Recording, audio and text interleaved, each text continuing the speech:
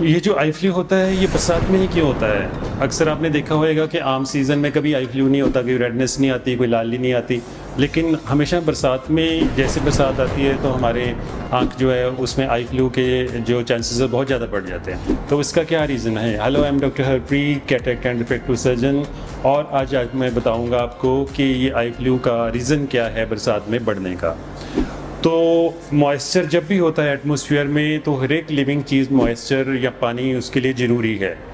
Normal conditions में इतना पानी हवा में नहीं होता कि जो सूक्ष्म जीव हैं जैसे कि वायरसेस, बैक्टीरिया, फंगाई, तो वो ड्राइनेस के कारण कई बार उनको इतना मौका नहीं मिलता कि वो ओवर पावर कर जाएं बॉडी के ऊपर।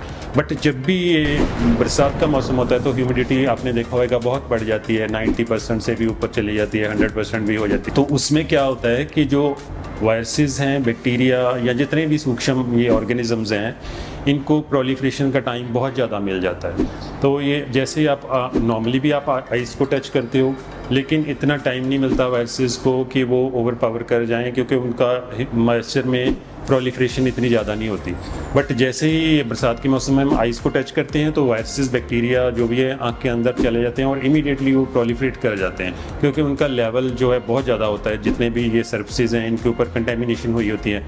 तो आप कहीं भी जाते हो पब्लिक प्लेसेस पे, वहाँ पे किसी ने हाथ लगाया, आपने भी अपना हाथ लगा लिया, तो वहाँ से वायरसेस आपके हाथ में आ गए, आपने हाथ यहाँ पे टच किया तो इन्फेक्शन हो जाता है। तो ये रीज़न होता है आपके आँख के इन्फेक्शन का। सिमिलरली बाकी इन्फेक्शंस भी जो हैं बॉडी में, जैसे आप मुंह को हाथ लगाओगे तो वो डायरिया हो जाता है। देखा होगा आपने बरसात में डायरिया बड़ा कॉमन है, और आँख के फ्लू के अलावा तो अगर आप मुंह को हाथ लगाओगे, नाक को लगाओगे तो गले का इन्फेक्शन हो जाता है। तो जितने भी बैक्टीरिया, वायरसेस हैं, ये जो है ये प्रोलिफरेट करते हैं इस मौसम में, बरसात के मौसम में, तो वो जल्दी आपको असर करते हैं और जल्दी आप बीमार हो जाते हैं। तो इसके लिए हमें क्या करना चाहिए कि हमारे आइज़ में इन्फेक्शन या बॉडी के और ऑर्गन्स में ना होए।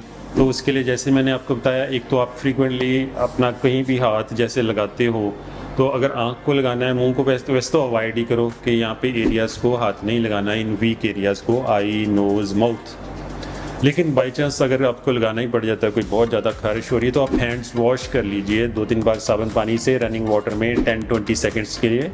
तो जो बैक्टीरिया, वायरसेस, फंगाई वगैरह जो आपके हाथ में लगे हुए हैं वो वॉश हो जाएंगे।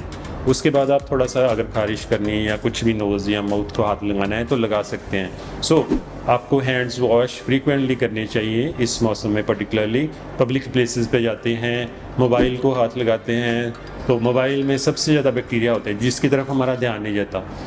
जो मोबाइल है उसमें वायरसेस, बैक्टीरिया, फंगाई, उनका लेवल इवन टॉयलेट सीट से भी ज़्यादा होता है। उसकी तरफ कभी हमारा ध्यान नहीं जाता। हम खाना खाते भी कई बार मोबाइल देखते रहते हैं, छेड़ते रहते हैं, फिर खाना खा लिया, तो उससे बीमार पड़ने के चांस ज़्यादा होते हैं। सो अपने हैंड्स फ्रीक्वेंटली वॉश करें।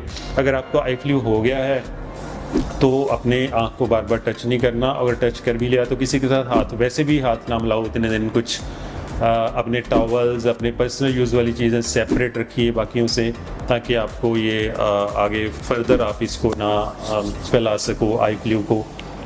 1 वीक to 10 डेज़ लगते हैं इसको ठीक होने में, लेकिन कई बार वायरसेस जो हैं वो ज़्यादा समय भी ले जाते हैं, कई बार 2 वीक्स या 1 मंथ भी लग रहा है कई पेशेंट्स को। सो इससे बेटर है कि बचाव ही हो जाए। मेडिसिन्स अपने डॉक्टर की सलाह के साथ मेडिसिन्स लीजिए।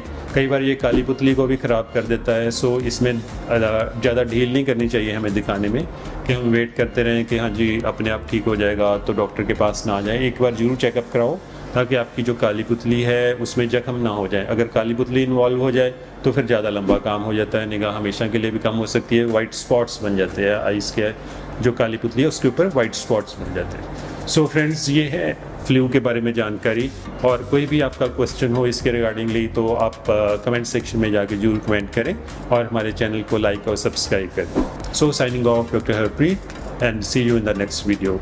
ऐसी और टिप्स के लिए आप हमारे चैनल को सब्सक्राइब करें ताकि आप डेली कुछ ना कुछ नया आई के बारे में जान सकें।